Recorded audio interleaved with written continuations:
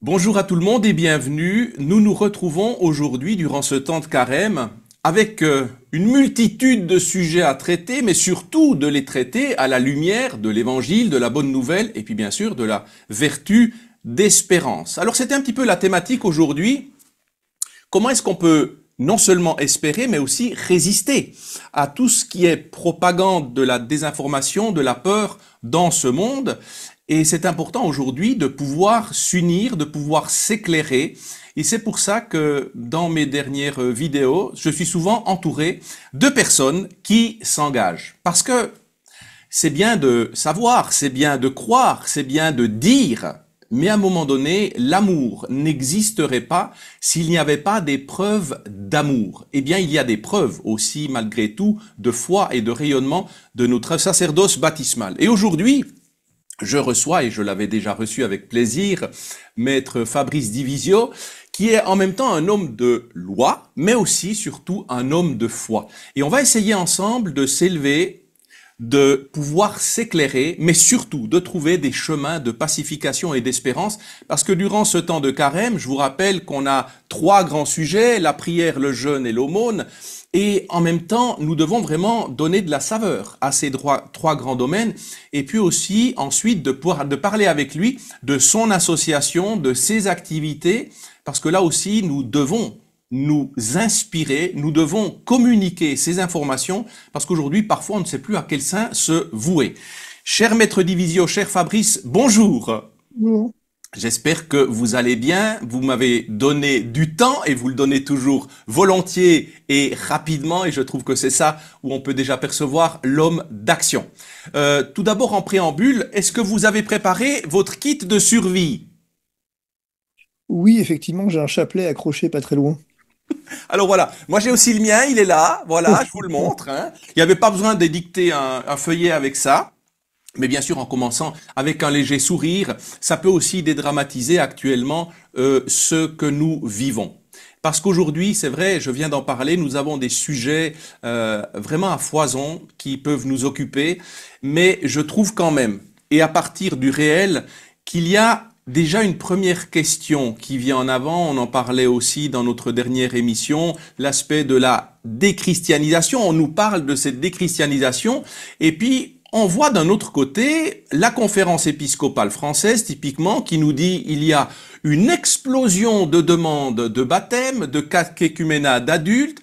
Il y a eu pratiquement les églises qui étaient pleines au moment du mercredi des cendres. Donc, est-ce qu'on est là dans une contre-information, dans une désinformation, mais en même temps dans quelque chose qui naît, qui pointe son nez et qui dit attendez, on va vous montrer que rien n'est perdu, que quelque chose continue. Et hélas, aujourd'hui, le regard des médias nous oriente vers une vision de la peur, une vision presque du désespoir, et nous empêche de voir la lumière et de nous relever. Il y a plusieurs sujets dans ce que vous dites. Le premier, c'est que il me semble que ce kit de survie dont parle le président de la République française est très intéressant et il faut y réfléchir 15 secondes. Et s'il avait raison? Et s'il avait raison sur le fait que nous ayons besoin d'un kit de survie? Alors certainement pas celui qu'il propose, mais si au fond ce que vous dites et ce que dit la conférence des évêques de France sur ce qui est vrai, hein, la recrudescence effectivement de baptême et de demande de baptême, et on le voit, eh bien, n'est pas précisément une manière de survivre. Mais en même temps, une fois qu'on a dit ça, j'ai envie de dire, le chrétien, il n'est pas celui qui est appelé à la survie. Il est celui qui est appelé à la vie. Et c'est pas la même chose. Le chrétien n'est pas un survivant, c'est un ressuscité. Euh, et la résurrection, c'est pas finalement, c'est pas une survie. C'est pas avoir échappé à quelque chose. C'est pas ça. C'est vivre pleinement. C'est la quintessence et l'accomplissement de la vie. Euh, c'est ça on a quelque chose à opposer. Moi, je trouve, si vous me permettez, que l'époque qu'on vit, quand on y réfléchit un tout petit peu, quand on prend le recul, elle est assez intéressante et elle a quelque chose de l'ordre du signe des temps et qu'au fond, elle met l'homme face à ses responsabilités et à sa responsabilité première, de choisir le bien, de choisir la mort ou choisir la vie, finalement. Choisir le bien, choisir le mal. C'est lui qui décide. Euh, typiquement, Je vous donne un autre exemple sur la manière de vivre le carême. Emmanuel Macron, vous vous souvenez peut-être, avait fait ce discours sur, enfin ce propos sur la fin de l'abondance, dans lequel il avait expliqué que nous vivions une fin de l'abondance. Et je me suis dit, bah c'est pas idiot en fait. Finalement, il a résumé ce qu'est le carême. Le carême, c'est euh, à la fois la fin d'une abondance pour entrer dans une autre forme d'abondance. C'est-à-dire que le carême, c'est la fin de l'abondance du mal pour entrer dans l'abondance du bien. Et qu'on peut utiliser le vocabulaire du monde sans souci pour effectivement témoigner de l'espérance qui nous habite. Et l'urgence, elle est là, me semble-t-il. Euh, L'autre urgence, me semble-t-il, c'est vraiment de dire aux gens n'ayez pas peur. Voilà. Que si la Bible contient 365 fois cette expression, ne crains pas, c'est pour nous le rappeler chaque jour, finalement. Et ben, je pense que c'est pas mal comme début, si vous voulez. Moi, comment je vais dire ça? Il me semble que nous sommes dans une époque d'action de grâce. Avant d'être dans une époque de trouble, le chrétien doit rendre grâce. Parce que c'est l'occasion de se tourner vers l'Éternel, c'est l'occasion de se demander qu'est-ce que l'Éternel peut faire pour moi? Bien. Et au fond, quelle est ma relation profonde à mon Seigneur et mon Dieu? On se souvient euh, ce passage de l'Évangile où Thomas se jette aux pieds de Jésus, mon Seigneur et mon Dieu. Est-ce que mon secours, mon salut, mon secours me vient du Seigneur ou me vient du monde?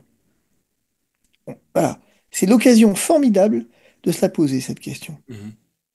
Mais je pense en même temps, et en effet, on peut utiliser des arguments qui peuvent nous faire réfléchir, mais est-ce qu'il n'y a pas, là aussi, et je ne veux pas forcément attribuer des volontés toujours nauséabondes aux personnes qui nous dirigent, parce que ce serait vraiment les diaboliser, et je pense qu'ils peuvent aussi faire quelque chose de bien, mais souvent on dévoie les termes même de ce qu'ils proposent.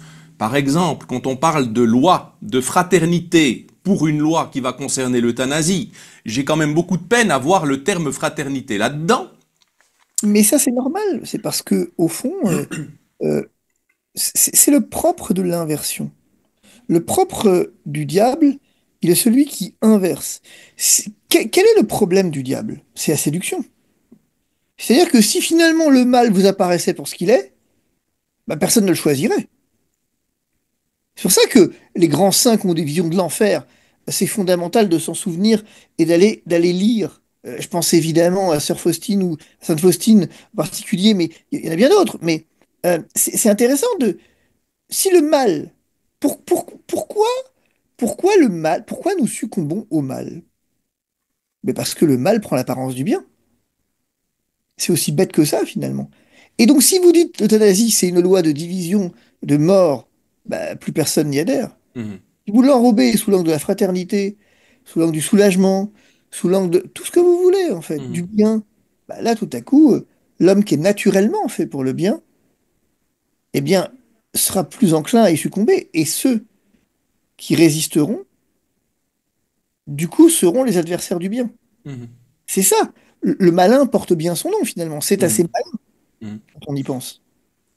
Le gros problème aujourd'hui, c'est l'aspect, alors je dirais, comme on en avait déjà parlé, de la désinformation, voire de la non-information, et parfois les personnes ne savent plus justement où la rechercher. Je pense que ça aussi, on ne peut pas complètement se dédouaner, parce qu'on a tous les moyens de pouvoir se renseigner malgré tout, et on revient aussi à l'aspect, et je vois que vous n'êtes pas tout à fait d'accord, et c'est très bien qu'on en discute tout à l'heure, mais c'est l'aspect aussi de cette tradition.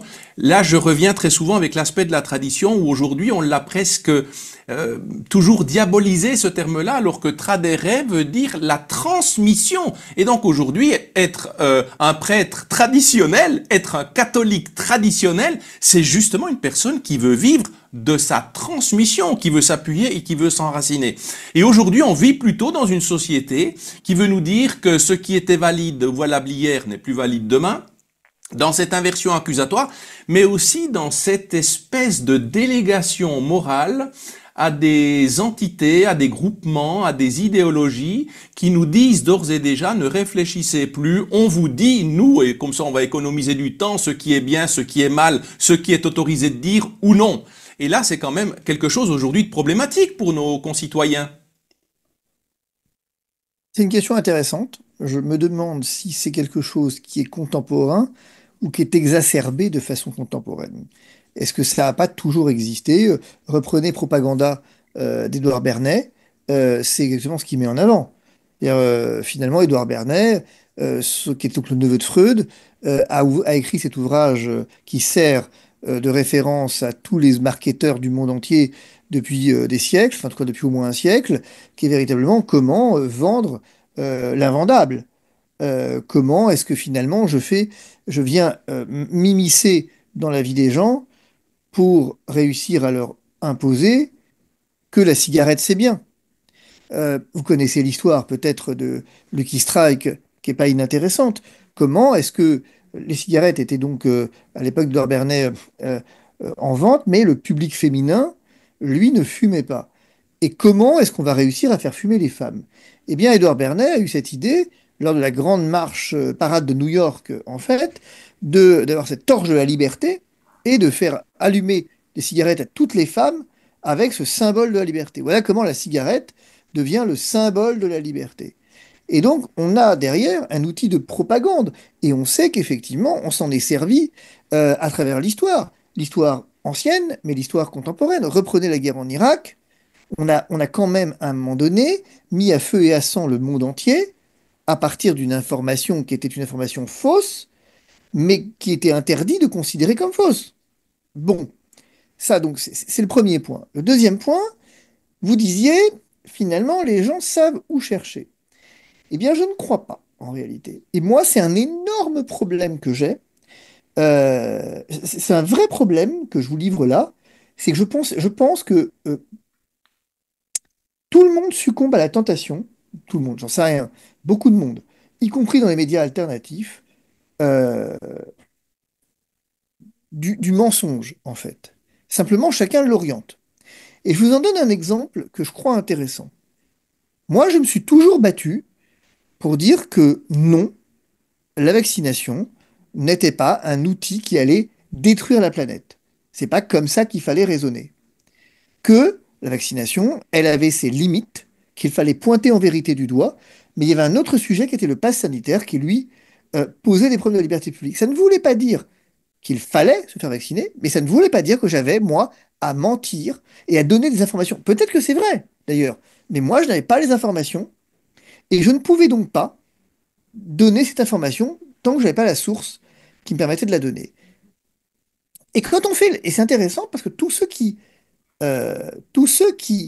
propageaient cette information s'appuyaient sur des sources qu'ils rejetaient pourtant dans leur méthodologie lorsqu'il s'agissait de leur opposer les vertus de la vaccination.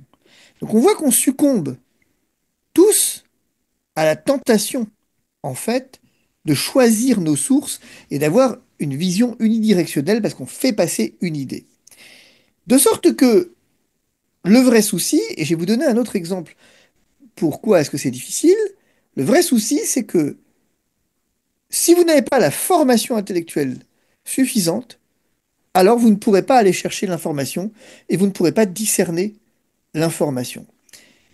En première année de droit, j'avais un prof qui était prof à l'école de guerre, dont j'ignorais qu'elle existait même d'ailleurs, euh, et on avait un cours qui s'appelait Propagande médiatique en temps de guerre. Je pense qu'aujourd'hui, il serait interdit ce cours.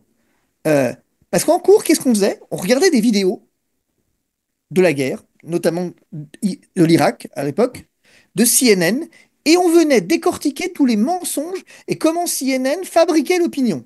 C'était fascinant. Fascinant. Et il a cherché à former des esprits critiques. Ils ont regardez comment vous présente, et il montrait la façon dont l'Irak présentait une information et la même information présentée par l'Europe et les États-Unis. Et vous voyez comme on a trois informations, la même information présentée par trois entités n'est plus la même information. C'était fascinant. De sorte que la formation intellectuelle, elle est fondamentale, je crois. Et je vous en donne, pourquoi est-ce que je vous disais que c'est compliqué de savoir à qui se référer? Moi, j'allais vous dire spontanément que c'est pas une blague. Je crois vraiment que la doctrine morale et la doctrine sociale de l'Église se suffisent presque. Si vous deviez lire, si vous cherchez, les gens qui nous regardent cherchent quelque chose à lire pour comprendre le monde, je veux dire, lisez Rerum Novarum, par exemple. Euh, Lisez Rerum Novarum, qui est probablement sur la question des rapports sociaux la plus grande encyclique jamais écrite et probablement le plus grand texte jamais écrit.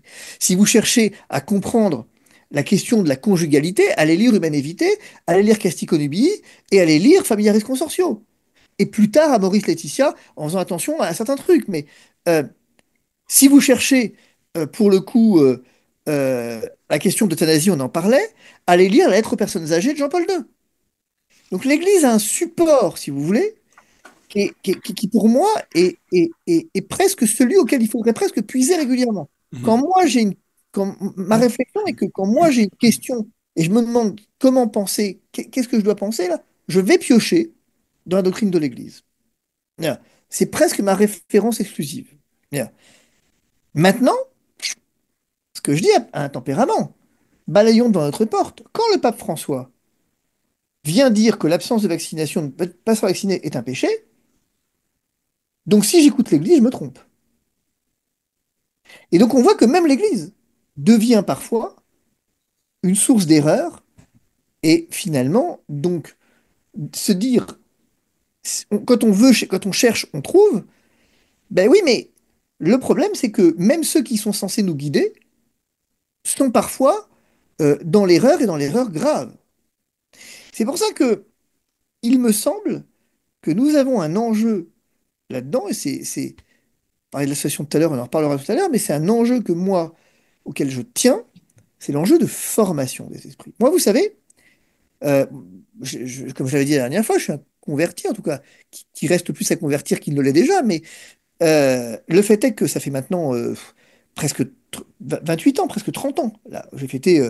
Bah non, non, non, ça fait 30 ans d'ailleurs. Ça fait, non, non, ça fait 29 ans. Euh, euh, c'est 30 ans maintenant. Bref, bon. Ça fait 30 ans, je découvre que ça fait 30 ans déjà. Et j'ai été formé par un prêtre qui était prof de philo au séminaire et qui m'a dit, je ne suis pas là pour vous enseigner quoi penser, je suis là pour vous enseigner quel chemin emprunter. Euh, Et, et donc, euh, je vous donne un exemple qui, moi, je crois, est fondamental. J'arrivais vierge de toute culture et on a étudié la somme théologique. On a travaillé pas mal, beaucoup, beaucoup d'années, la somme théologique sur Aristote, tu vois, avec une manière très didactique. Non, mais vous dites ceci. Que pensez-vous, je pense à cet exemple, parce qu'il était tout à fait symbolique, que pensez-vous du mariage des prêtres? C'est un truc qui m'est resté parce que c'était intéressant. Et donc moi j'avais un avis tranché sur la question, et la question qu'il me posait, c'était, très bien, j'écoute votre avis, mais sur quoi se fonde-t-il? Quelles sont les sources sur lesquelles vous vous appuyez? Ah, vous n'en avez pas. Mais est-ce que vous savez pourquoi l'Église a décidé de prendre cette mesure? Ah, vous ne le savez pas. Mais alors si vous ne le savez pas, et vous savez pas comment pouvez-vous avoir un avis? Et c'est assez déstabilisant. Et du coup, il dit, ce que je vous propose, c'est que vous allez lire ceci, cela, autre chose, et il donne toute une série de textes, vous allez les lire, et après on va en discuter, et vous pourrez ne pas être d'accord, mais au moins vous aurez une source. Mhm. Le problème, c'est que une fois qu'on les a lus, on est d'accord. Bon. Euh, et j'ai été formé comme ça, en fait, moi, intellectuellement. Et bien, vous voyez, c'est comme ça que j'ai formé mes enfants. Et c'est intéressant parce que, pourquoi je vous dis ça? Parce que c'est ce qui manque dans notre société, l'esprit critique. Former l'esprit critique. C'est pas une somme de connaissances, l'esprit critique. C'est une intuition. Mon fils, en particulier, qui a été en sciences religieuses là, au Bernardin sur quelques années, euh, avait cette fâcheuse habitude, en sortant de cours de théologie, de m'appeler en me disant, écoute, j'ai entendu un truc là, je sais pas pourquoi, mais ça m'embête.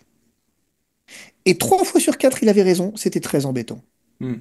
Euh, et donc il a développé cette espèce de signal qui fait qu'il sait quand il y a un truc il sait pas forcément pourquoi, mais il sait qu'il y a quelque chose qui va pas. Mhm. Et ben je crois que c'est ce qui manque à notre société. Il va falloir qu'on réussisse à faire en sorte que les gens aient ce qu'on appelait le sens populaire, le sens paysan, ce bon sens en fait. Qu'on revienne, non plus qu'on aille chercher une information, mais qu'on aille chercher une formation. Mhm. Vous voyez, une formation à une culture, à cultiver le bon sens. Mhm. Je pense qu'on a en chacun de nous qui est le sens commun, c'est le propre de l'esprit, Tout à finalement. fait. Tout à fait. Je crois que c'est fondamental, en fait. Et c'est vrai, c'est absolument vrai ce que vous soulevez de ce côté-là. Je me souviens d'ailleurs, régulièrement, on me disait que j'étais un peu dur dans le passage de certains examens à l'Uni, quand j'avais des futurs théologiens qui me soutenaient telle et telle position ou telle et telle position, je leur demandais toujours leur source. Je leur demandais sur quoi ils s'appuyaient. Et s'ils s'appuyaient sur un sentiment, sur ce qu'ils entendaient, eh ben je disais non, ça ne sert à rien. Vous n'allez pas vous enraciner dans quelque chose qui vous a précédé, qui a étayé votre savoir, qui est un argument. Parce que pour moi, un argument doit pouvoir dire j'ai lu ça là quelque part et c'était pas dans un journal People ou je ne sais quoi, mais dans quelque chose qui est reconnu, qui a un fondement, qui a une Et c'est source. fondamental ce que vous dites, parce que je vais aller un tout petit peu plus loin même. Moi, je me bats beaucoup contre ce que je vais appeler les anticoncilaires. Euh, Tous ceux qui jettent le Concile Vatican II à la poubelle, en disant, non, mais finalement, c'est presque schismatique. Et vous avez rien compris. Vous n'avez pas compris ce que c'est que la tradition, en fait. Vous avez pas compris ce que c'est que la tradition. En fait, la tradition, elle est précisément ce qui se transmet, mais ça ne veut pas dire que c'est quelque chose d'immuable au sens de figé. C'est quelque chose qui évolue, en fait. On garde la substance au sens philosophique du terme, mais dans la manière de la décliner, elle s'adapte à notre temps.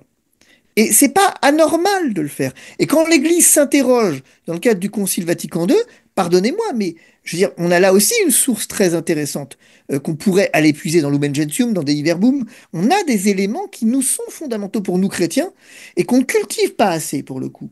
Euh, pour le coup, vraiment, c'est pour avoir fait beaucoup de conférences sur le Concile, c'est quelque chose qui moi m'a fasciné de dire, mais vous pouvez pas rejeter. Et après, il y a ceux, c'est très intéressant qui prennent le concile comme l'élément de rupture, ce qu'il est à certains égards, hein, mais on le dit, c'est la rupture dans la continuité finalement. Et finalement, on oublie la continuité.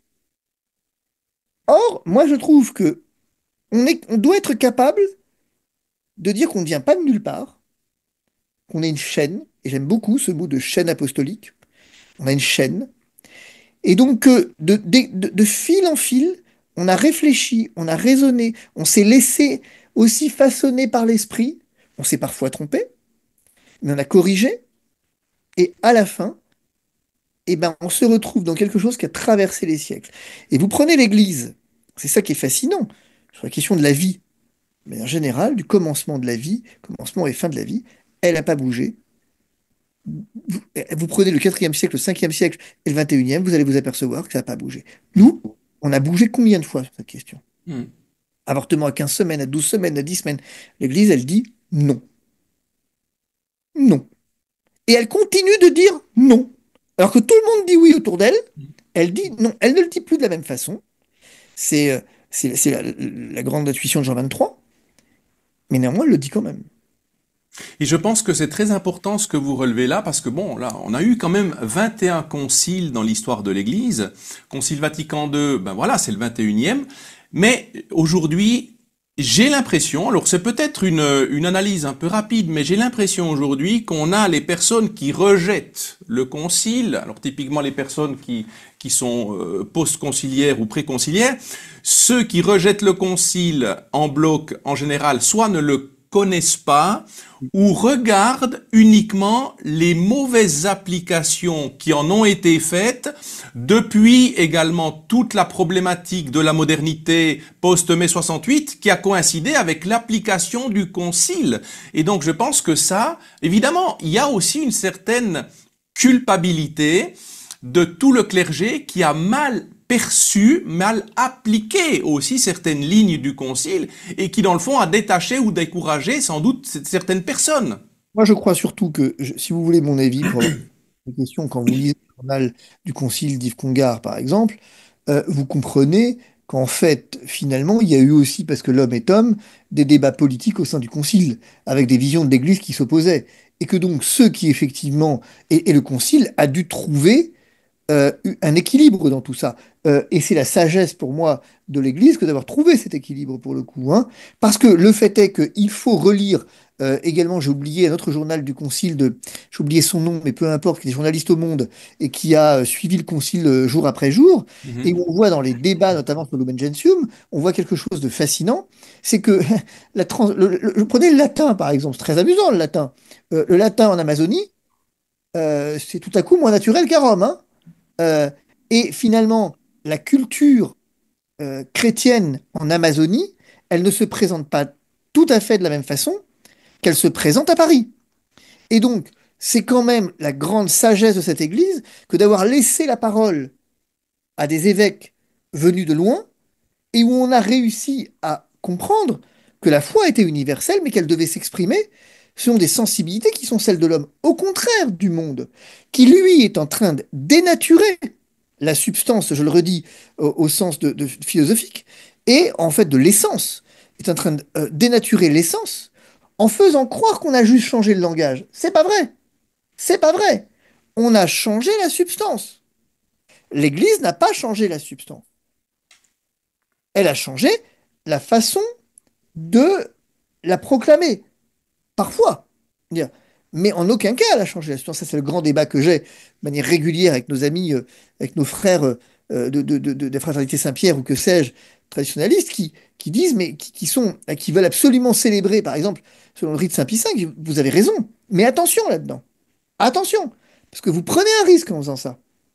Vous prenez le risque de venir avoir une hiérarchie de validité des célébrations. Dire, attention, là, vous avez quand même un écueil à éviter, là. Je me méfie toujours un peu de ça. Mhm.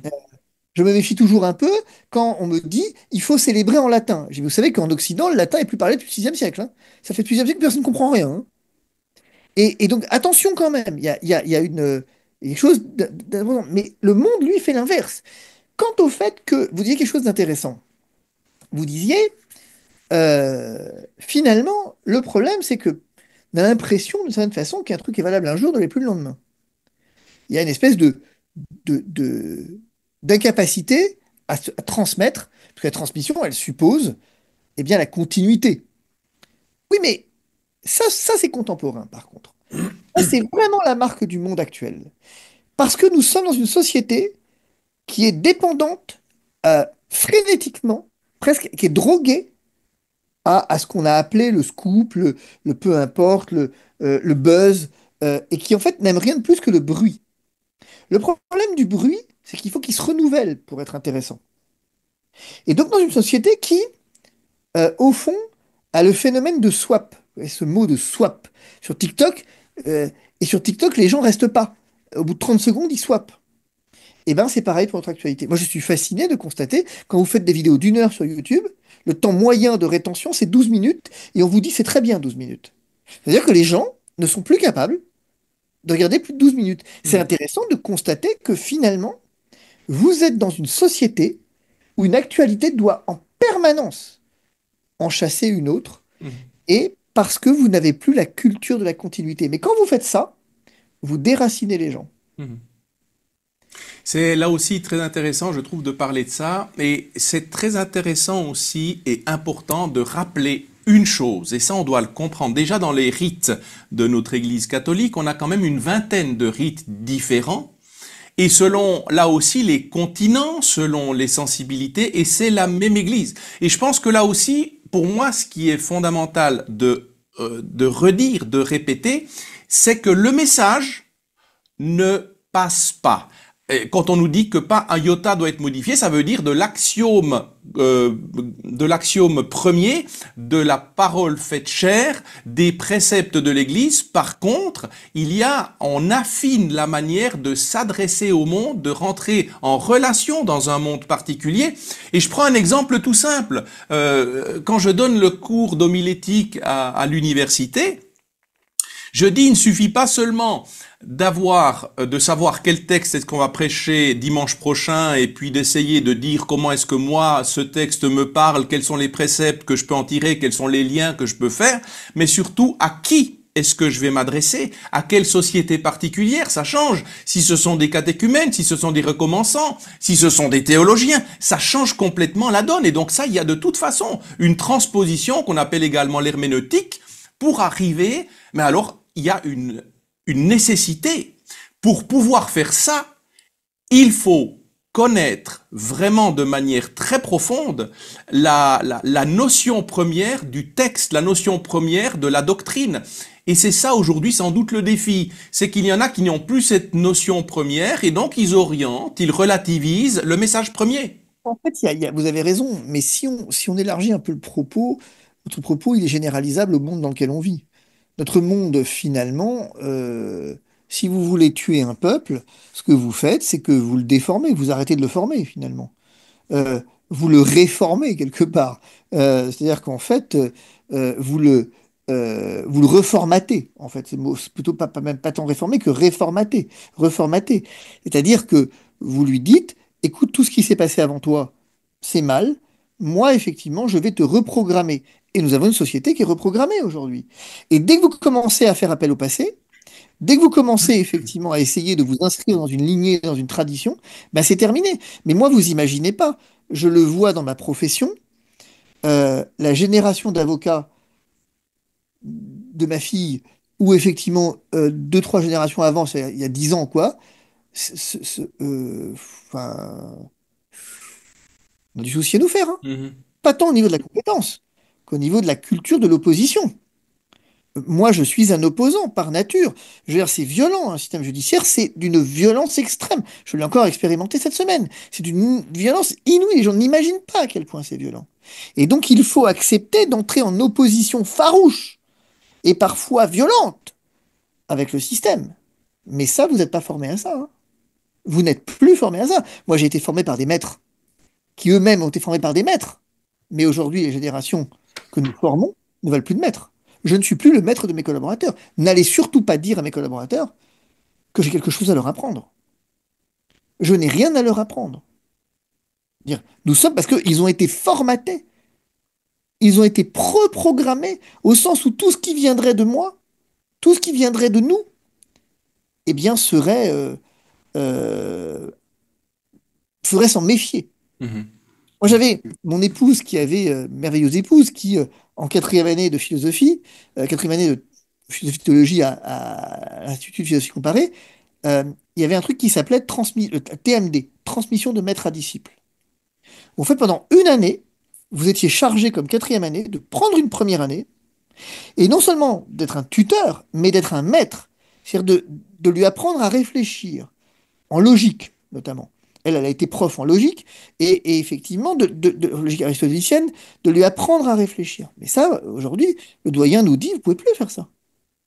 On a dû reformuler la TMD, parce que sinon, on n'avait personne. La notion de disciple.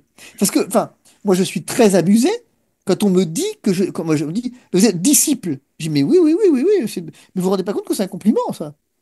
Euh, Continuez de me qualifier de disciple. Si vous me qualifiez de disciple du Christ, moi, ça me va très bien. Euh, c'est la quintessence de la liberté. Mais ça, vous ne pouvez plus le faire entendre. Parce que notre société a besoin de reprogrammer les gens.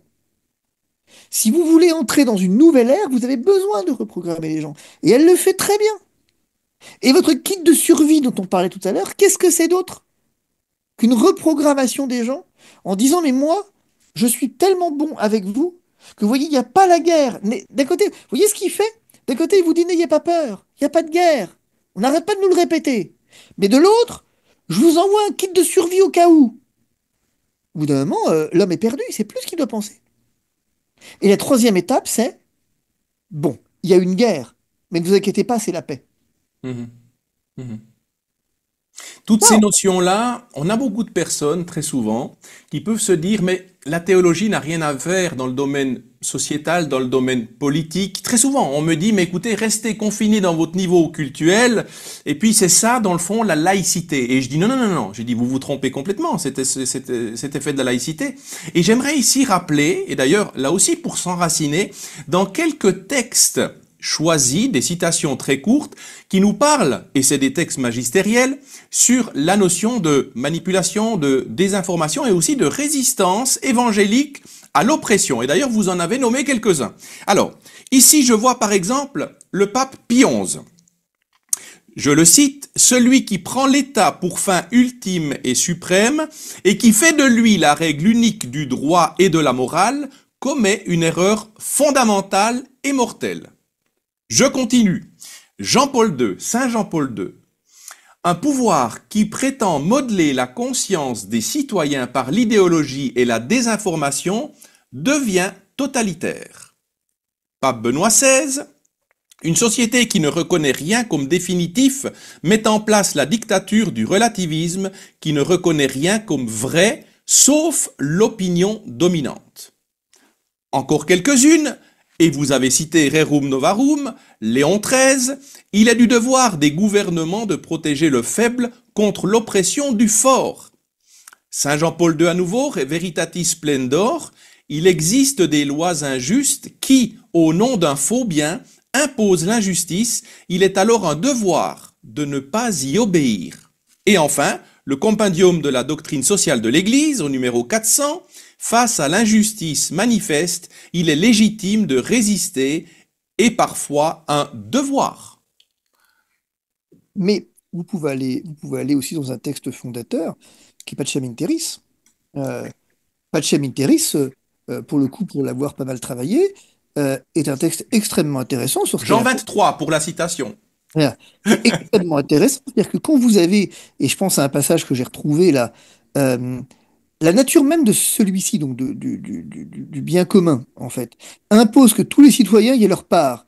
C'est pourquoi l'effort des pouvoirs publics doit tendre à servir les intérêts de tous, sans fanatisme, à l'égard de tels particuliers ou de telle classe de la société. Le bien commun concerne l'homme tout entier, avec ses besoins tant spirituels que matériels. Il réclame des gouvernements une politique appropriée, ménageant une juste proportion au corps et à l'âme, les ressources qui leur convient. Pour la pensée contemporaine, le bien commun réside surtout dans la sauvegarde des droits et des devoirs de la personne humaine. Dès lors, le rôle des gouvernants consiste surtout à garantir la reconnaissance et le respect des droits, leur conciliation mutuelle, leur défense, leur expansion, et en conséquence à faciliter à chaque citoyen l'accomplissement de ses devoirs. Il est indispensable pour cela que les pouvoirs publics se préoccupent de favoriser l'aménagement social parallèlement au progrès économique. Vous avez tout dit. Quand effectivement il vous dit ce passage qui est très intéressant, lorsqu'il vous dit ménageant à juste proportion, voilà, il vous dit en haut, c'est les intérêts de tous sans fanatisme à l'égard de tel particulier ou telle classe. Pardonnez-moi, mais notre gouvernement ne fait que ça. Je veux dire, nous sommes, quand on a la promotion des LGBT, la promotion, on voit bien qu'effectivement, on n'est plus du tout dans une recherche du bien commun. On recherche des intérêts catégoriels, finalement. Le bien commun, c'est pas la somme des biens individuels. L'élément tout à fait, pour moi, déterminant, c'est vraiment de se dire que non, on ne peut pas séparer ce que Dieu a uni. Et l'homme ne vit pas que de pain, en fait. Mais de fait, hein, nous sommes dans un monde dans lequel nous avons effectivement à réfléchir à cette question de la formation à l'esprit critique. Il y a aussi l'aspect, alors vous allez dire, bon, ça n'a pas grand-chose à voir, mais quand même, l'aspect d'amour du prochain. Il me semble que l'aspect d'amour du prochain, c'est d'abord celui qui m'est proche. Aujourd'hui, on a aussi l'impression, à part cette désinformation, qu'on s'occupe de tout le monde, sauf de celui qui est proche, comme si l'échec de ma relation et de ma protection envers celui qui est proche, j'essayais de dévier la cible. Alors typiquement, aujourd'hui je vois les sommets des 27 et tout qui sont en train toujours de se focaliser sur l'aide à l'Ukraine, alors qu'on a quand même, je le rappelle, au niveau géopolitique, une centaine de pays dans le monde qui sont en guerre. Non, il semble que chez nous, il n'y a que ça. Et en même temps, il y a plus d'argent pour les hôpitaux, il y a plus d'argent pour l'éducation. Le problème, c'est que tout le monde doit se serrer la ceinture de mon prochain pour aider celui qui est quand même très externe à ma vie, à ce que je vis. Et puis en même temps, toute cette notion, quand je vois, alors bon, ça m'a touché particulièrement, mais ça bien sûr parce que c'était un confrère, mais ce confrère de 96 ans qu'on a agressé dans son presbytérium, quand on voit l'ensauvagement dans les cités et tout ça, mais on va s'occuper, on se donne bonne conscience de s'occuper, de se mêler de ce qui se passe ailleurs, là aussi, mais pour quelle finalité? Parce que pour finir, moi je me dis, est-ce qu'il y a quand même une finalité là derrière? tant soit peu morale. Mais il me semble qu'on se donne bonne conscience pour souvent des éléments plutôt obscurs. Moi, la question que j'aimerais poser à ceux qui disent il faut donner pour l'Ukraine et c'est important, ça fait combien de temps que vous êtes allé voir votre voisin âgé, comment il va? Qu'est-ce que vous savez de lui? Moi, le premier, hein. Je me mets pas au-dessus du lot. Mais ma merveilleuse épouse disait, euh, dans sa grande sagesse, elle disait, les problèmes ont commencé le jour où tu as commencé à t'occuper des personnes âgées plutôt que de ton voisin âgé. Mhm.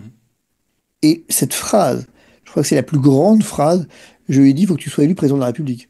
Euh, non, mais je veux dire, je trouve que c'est merveilleux. Elle dit, on s'occupe toujours des personnes âgées, parce que finalement, ça ne nous engage pas tellement. Mais s'occuper de notre voisin âgé, ça, c'est plus engageant déjà. Mhm. Mhm. Mhm. Et elle dit, du coup, bah, on s'occupe des enfants et pas de tes enfants. Et j'ai trouvé ça tellement lumineux de dire, mais je m'occupe de mon prochain, et si le prochain s'occupe du prochain, c'est comme ça qu'on met une chaîne. On revient sur cette notion de chaîne. Dit cette chaîne de fraternité et de charité, c'est quand tu t'occupes de ton prochain et que le prochain s'occupe du prochain. Mhm. Absolument. Et je trouve Absolument. que c'est un côté fascinant de dire ça. Mhm. Mhm. C'est tout à fait exact. Mais oui, bien sûr qu'on s'occupe du plus, parce que ça nous engage très peu le plus lointain. Et puis ça nous donne bonne conscience. Et puis, parce que bon, si on veut des pays en guerre, je peux vous en trouver 25, hein. Mhm. Mhm. Mhm. Voilà, c'est tout. Tout à fait. Non, non, absolument. Alors c'est vrai que aujourd'hui j'avais aussi envie, peut-être pour terminer cet entretien, de voir comment, parce que là aussi, espérer et résister face à cette propagande de la peur.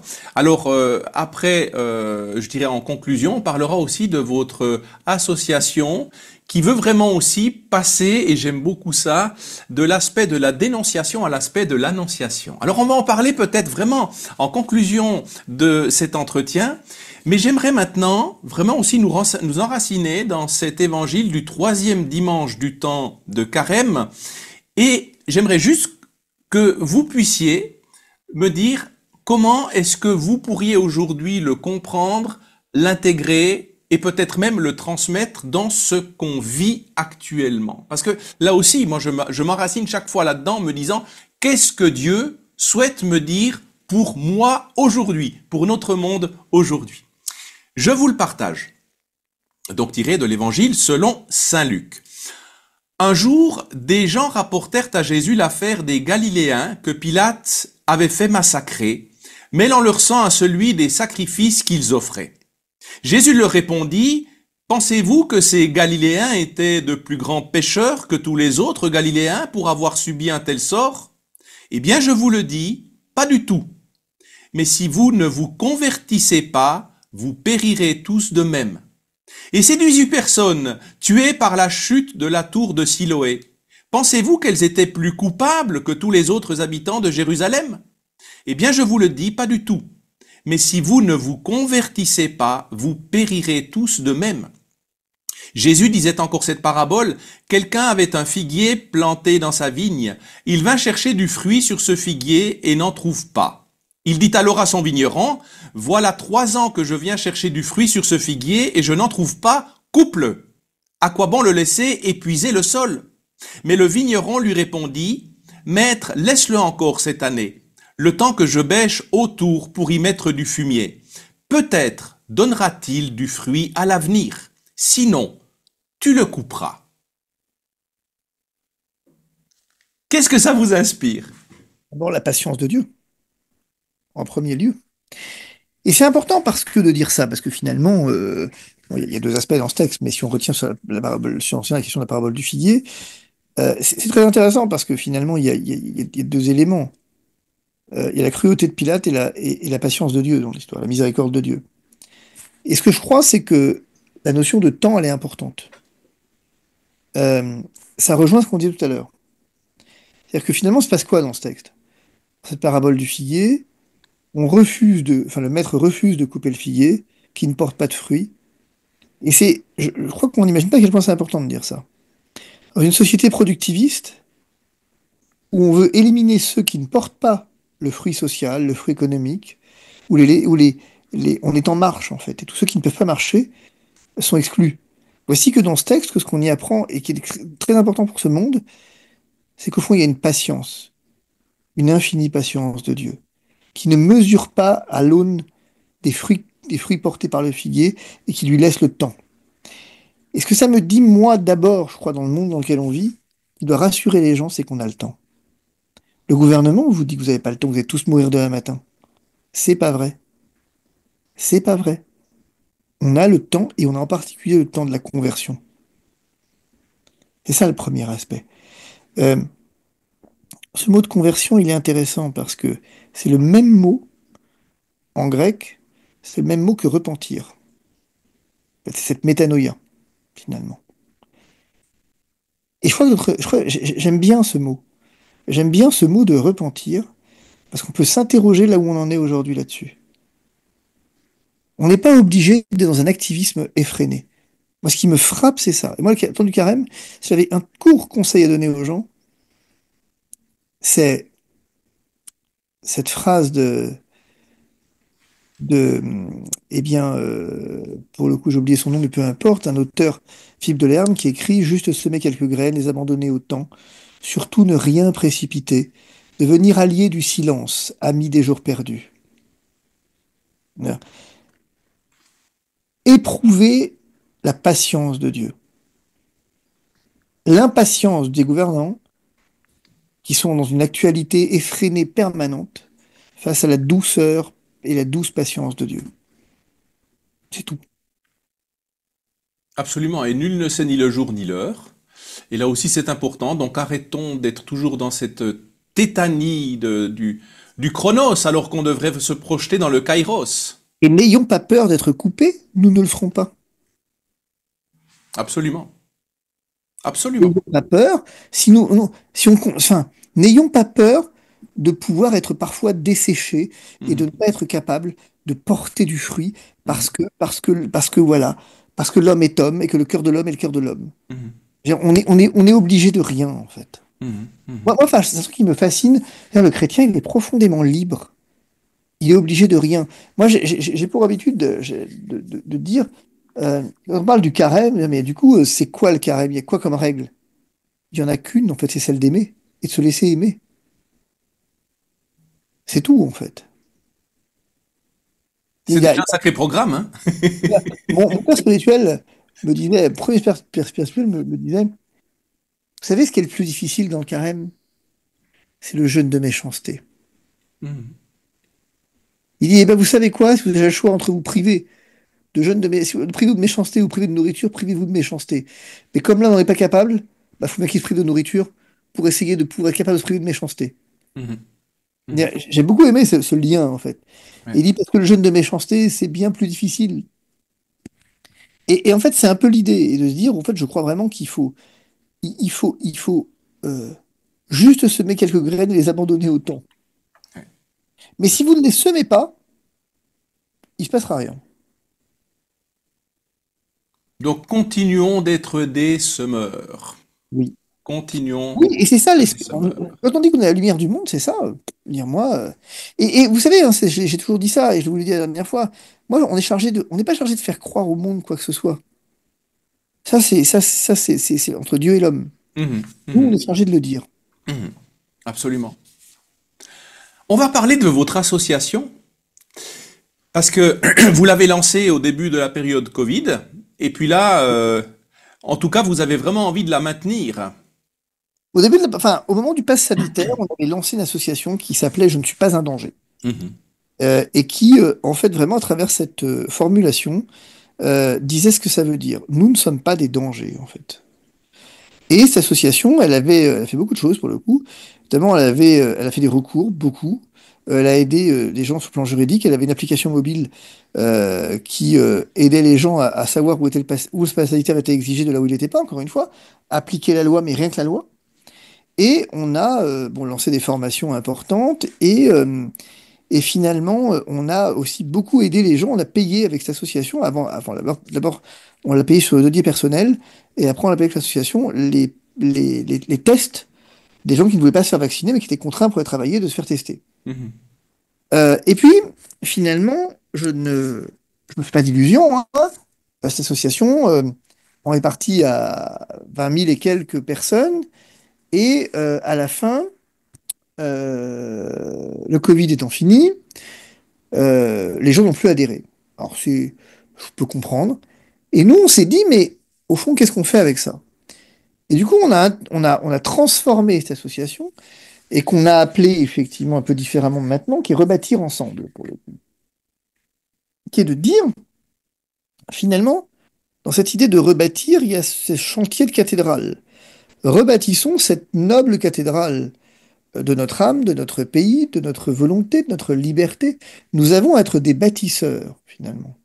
Euh, nous sommes, moi, genre, ça a une histoire, ce mot, c'est que c'est Rome, où j'ai été fasciné par l'histoire des bâtisseurs de ces cathédrales, passant de Borromini à Michel-Ange, au Bernin, voilà. Et donc, c'est de s'inscrire dans cette volonté, de dire rebâtissons. Alors concrètement, ça veut dire quoi? Eh bien, rebâtissons, c'est avoir le regard tourné vers la flèche des cathédrales et les pieds sur terre. Les pieds sur terre, c'est la charité. Aidons les gens et aidons-les vraiment. Aidons-les vraiment. Aristote disait qu'au fond, une société, c'est une communauté de destin. Eh bien, nous avons à créer cette communauté de destin. Donc, aidons les gens. C'est-à-dire que concrètement, nous, on est 5 avocats, là, chez moi, à mon cabinet, à tenir une permanence juridique quotidienne, absolument quotidienne. Bien. Pour aider les gens. Mais c'est très important d'aider les gens dans leurs problèmes divers et variés pour pas qu'ils se fassent broyer par le système. Deuxièmement, c'est qu'on va proposer des formations, c'est-à-dire, hebdomadaires en liberté fondamentale. Ça, c'est le premier point. Donc, quelles sont vos libertés?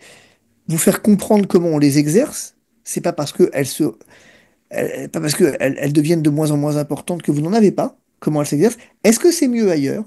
Ou est-ce qu'il, ouais, comment ça se passe? J'ai la chance d'avoir vécu dans plusieurs pays et on a des collaborateurs qui ont vécu un peu partout. Est-ce que c'est mieux ailleurs? Ça, c'est fondamental. Formation euh, importante pour moi également, morale. Je sais pas si on va dire de théologie morale, philosophie morale en tout cas, sur ces questions de l'éducation à la vie affective et sexuelle. En disant, les parents, l'idée, c'est de dire, vous vous plaignez de ce que l'école fait l'éducation sexuelle de vos enfants. Mais faites-la vous. Faites-la vous. Vous avez tout un tas de ressources qui vous permettent de le faire et on va vous apprendre à le faire. On est un groupe, notamment plus, enfin, moi oui, mais mon épouse particulièrement, qui fait ça vraiment bien, de dire tout ça, c'est à travers notre propre témoignage finalement. Nous, on l'a fait avec nos enfants. Et on s'est inspiré largement de la doctrine de l'Église sur cette question. Et donc de finalement former les gens à la doctrine morale de l'Église. Dire à des gens, vous allez voir que c'est une source de bonheur pour vos enfants, vos petits-enfants. Et on a autre chose, en fait, deux autres choses, deux autres services que moi je crois importants. Le premier, c'est qu'on a une permanence médicale. On a un régulateur, un médecin régulateur. Et alors enfin, lui, bon, c'est très amusant parce que c'est un juif religieux dans tout ce que ça a d'extraordinaire. Pendant le Covid, je crois que vous n'imaginez pas le nombre de personnes qu'il a sauvées. Qui est, je crois que enfin, il a pris. Moi, je me suis engueulé avec lui combien de fois parce qu'il prenait des risques, des patients âgés. C'est important que les gens qui nous écoutent comprennent ça. Des patients âgés qui étaient déclarés mourants en soins palliatifs et plus rien à faire pour eux. Il les a sortis de l'hôpital, hospitalisés à domicile, organisé des passages infirmiers 3 à 4 fois par jour, mis en place des traitements divers et variés, avec des nutritions parentérales, et, écoutez bien, il n'y en a pas un qui est mort. Pas un. Donc quand on s'occupe des gens, bah, alors, pas une science exacte, mais là, en l'occurrence, on a calculé récemment sur 25 personnes. Il a sauvé 25 personnes. Enfin, moi, c'est un truc qui me... Extraordinaire. Et aujourd'hui, il a vraiment cette volonté, lui, de se mettre à la disposition des gens pour les orienter médicalement, leur trouver, parce que les spécialistes sont pas faciles à trouver en France, et donc de se dire, euh, eh ben, moi, je vais vous aider à les trouver, en fait, pour faire simple. Mhm. Et enfin, un dernier point qu'on a décidé de mettre ensemble, c'est un écosystème, euh, un vrai média privé, avec chaque semaine, on décortique l'information, comme on disait tout à l'heure, on vous apprend à comment voir cette information. Quand Macron dit un truc, quand Van der Leyen dit autre chose, qu'est-ce qu'il faut voir derrière? On va vous apprendre le sens des mots, le sens des formules. Et avec cette idée derrière, enfin, de dire que nous sommes une communauté de destin et on prend soin les uns des autres. C'est pour ça que ça, c'est Claire qui s'en occupait. Mon épouse s'en est beaucoup occupée pendant le Covid. Elle a reçu les gens pour pouvoir les aider financièrement, les aider matériellement, les aider tout court, les écouter, être vraiment au service les uns des autres. Et avec une particularité à laquelle moi je tiens beaucoup, c'est qu'on a une adhésion qui est à 30 euros l'année. Euh, donc c'est-à-dire que pour mesurer que c'est pas une question d'argent, que le bien n'est jamais une question d'argent, Mhm. Mhm. que en fait nous on veut pas mettre des adhésions à 200, 300 euros. On n'est pas un parti politique, on est juste une association qui vise à aider. Et aussi autre chose qu'on fait qui est important pour le coup, ça c'est moi qui le dirige, on fait des recours contre les textes qui nous semblent attaquables.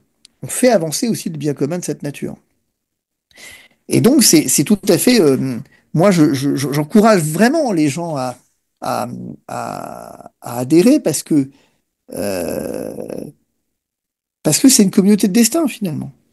C'est Mhm. une union, c'est une communion, hein. Et moi, j'ai été fasciné par tout ce qu'on arrive à faire quand on prend soin des gens. Mhm. En tout cas, je dois dire, et on en avait parlé déjà la dernière fois, ça vous avait fait un peu sourire quand j'avais dit que j'avais vraiment ressenti en vous un espèce de coming out spirituel. Mais c'est vrai que je trouve quand même admirable que quelqu'un qui a une notoriété, mais quelqu'un aussi, parce que soyons très clairs aujourd'hui, quand on dit oui, il a mis au service de sa notoriété son message de foi. Oui, mais en attendant, on voit très vite que la notoriété, lorsqu'elle ne va pas dans la doxa dominante, elle peut très vite se faire taper dessus aussi, et donc on prend d'énormes risques. Et j'imagine que votre notoriété en a pris aussi auprès de certains un sacré coup. Ah oui, oui, très clair. Bah, moi, j'avais un cabinet qui était, on était 20 à mon cabinet. J'ai perdu quasiment, bah, j'ai perdu pas quasiment, j'ai perdu tous mes associés Ouais. qui sont partis. Non, mais nous, on veut pas. J'ai perdu un tiers de ma clientèle. Mhm. Mais c'est pas grave, finalement. Euh, Mais c'est là au risque de l'évangile. À un moment donné, c'est ça. C'est que mon oui, que mon non soit non. Mais je crois qu'une vie de foi qui ne prend aucun risque, qui s'autocensure, bien qui sûr. s'adapte complètement au message du monde, pour moi, c'est plus une vie de foi. Il y a un problème fondamental. Vous en parliez tout à l'heure. On a aujourd'hui, je pense, un gros problème au niveau de la transmission, au niveau de l'éducation. Et on le dit régulièrement, l'école doit éduquer les enfants, les instruire, mais pour les élever. Pour les élever, me semble-t-il, c'est vraiment le cadre familial. Mais aujourd'hui, on parle des fois de parents démissionnaires, suroccupés, ils doivent travailler les deux, ils n'ont plus le temps d'éduquer leurs enfants, les enfants s'auto-éduquent, et pour moi, l'aspect surtout de la connaissance, de la liberté et d'exercer de manière adéquate son libre arbitre demande une connaissance approfondie des préceptes. Il vous faut un socle. Et c'est ça. C'est ça.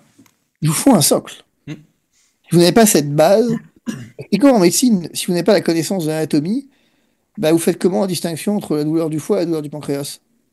Absolument. Il vous faut une connaissance anatomique, c'est ce qui fait l'expertise. Et ensuite, vous avez derrière le génie, tout ce que vous voulez, qui vient se mettre là-dedans. Mais il vous Mm. faut.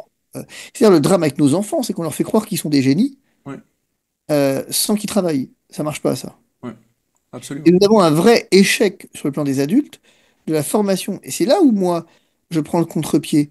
Je dis, mais les médias informent, y compris alternatifs, tout le monde y va de son information. Mm. Mm. Très bien. Mais vous formez quand les gens? C'est ça. C'est ça.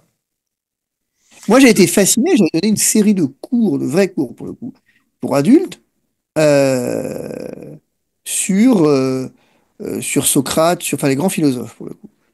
Et de réussir à voir comment est-ce que ces philosophies ont imprégné le monde de fil en fil, comment est-ce que voilà. Les gens ne savaient pas, finalement. Et en sortant de là, voilà. Et j'ai un meilleur exemple là-dessus, au moment du mariage homosexuel en France. Moi, j'ai fait une série de conférences sur l'amour. Parce que tout le monde employait les mêmes mots finalement. Opposant et partisan opposaient les mêmes mots. Je dis, bon, on va voir si les mots ont un sens objectif. Et donc on avait une conférence en deux parties, enfin plusieurs conférences, beaucoup. Mon épouse a la première partie sur la logique, la définition, pourquoi on définit, comment on définit, existe-t-il des bonnes définitions, de mauvaises définitions, la logique en fait, vraiment la logique de base, la rhétorique, la sophistique. Bon, derrière, moi j'avais toute une série de définitions des mots. Qu'est-ce que c'est que l'amour? Qu'est-ce que c'est que la sexualité? Qu'est-ce que c'est que le mariage? Et comment historiquement ces mots ont évolué? Et en sortant de là, ça m'amuse parce que beaucoup de monde est venu me voir en me disant, ah bah, je sais pas ce qu'ils pensent et ça me regarde pas, je sais pas s'ils sont favorables ou pas. Ils m'ont dit, ben, on a réussi à comprendre. Du coup, maintenant, on peut avoir une opinion, et je sais pas laquelle, et c'est leur problème, mais on peut avoir une opinion. Quand on prend le temps, Et c'est la meilleure des armes de pouvoir fonder son opinion. Je sais que certaines personnes, on les ostracise dans les médias parce que très souvent on ne saurait pas quoi leur répondre. Parce qu'évidemment, on ne peut pas répondre à une connaissance, à un socle qui est beaucoup plus grand que soi. Mais aujourd'hui, on fait plutôt appel à de la volatilité intellectuelle et idéologisée. eh bien, C'est ça le problème. j'ai eu le même problème avec le Concile Vatican II. Je n'ai plusieurs conférences dans plusieurs cadres, et le curé de ma paroisse m'avait dit, bah écoute, c'est bien parce que tu es là, fais-nous une conférence sur le Concile. J'ai dit non, je ne fais pas une conférence sur le Concile, je vous fais un semestre de conférences sur le Concile. Il est hors de question que je vienne vous donner une conférence sur le Concile. Si vous voulez que j'anime des conférences sur le Concile, c'est une fois par semaine sur au minimum un trimestre. Parce qu'on va reprendre depuis le Concile de Jérusalem Mhm. et on va réexpliquer et on va essayer de comprendre ce que c'est qu'un concile. Et pour comprendre si Vatican II est un concile de continuité de rupture, on va aller examiner les autres, les grands conciles, et puis on va essayer de comprendre comment ça s'articule. Et puis après, on va examiner constitution par constitution. C'est quoi une constitution dogmatique? C'est quoi une constitution pastorale? Bien. Très amusant parce que le curé de la paroisse, que j'aime beaucoup, a assisté à toutes les conférences. Et il me dit, est-ce que tu te rends compte que j'ai appris plus en fait en un trimestre avec toi que au séminaire où finalement on n'a jamais eu détaillé en fait l'histoire conciliaire comme ça. Mhm. Et il me dit, j'ai perçu certaines subtilités du concile que j'avais pas vues. Et je crois que c'est fondamental de faire ça. Mhm. Prendre le temps de la formation. En tout cas, il me semble qu'on a vécu déjà, durant cette un peu plus d'une heure d'échange, une élévation de l'esprit. Et je crois qu'aujourd'hui, c'était important. Aujourd'hui, c'est vraiment important, et tout spécialement durant ce temps de carême, de pouvoir profiter d'élever à nouveau, alors bien sûr, en toute modestie, en toute humilité quand même, de se raccrocher à celui qui nous appelle et qui nous envoie, voilà. Et pour moi, c'est aujourd'hui ça, c'est que la connaissance sera pour moi le siège de la sagesse. C'est la connaissance qui va me permettre aussi de lutter contre la peur, contre la volatilité des idées et de pouvoir m'enraciner dans quelque chose qui est plus grand que moi. Et je crois que là aussi, on doit répéter, n'ayons pas peur ce qui tue le corps, ayons peur de ce qui tue l'esprit. Et aujourd'hui, c'est important de se le rappeler.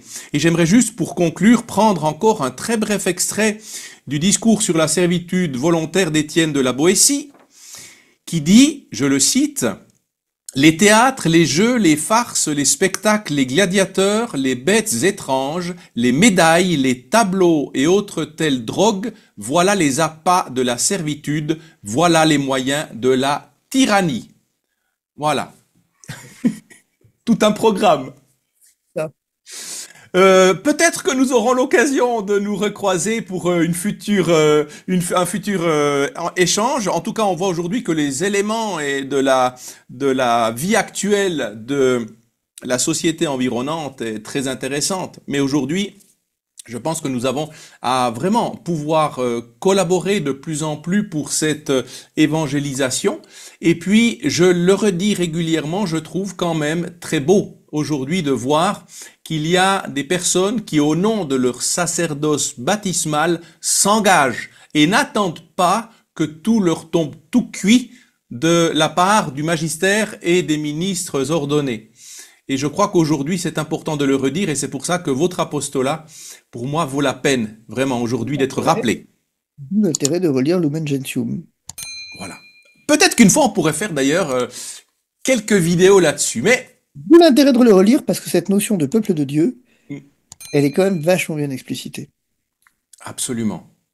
Ça nous donne envie peut-être d'aller plus loin. En tout cas, c'était le but, c'était de donner des sources pour donner l'envie d'aller plus loin. Pour devenir plus intelligent, on deviendra plus intelligible. Et je crois que c'est ça aujourd'hui qui est important.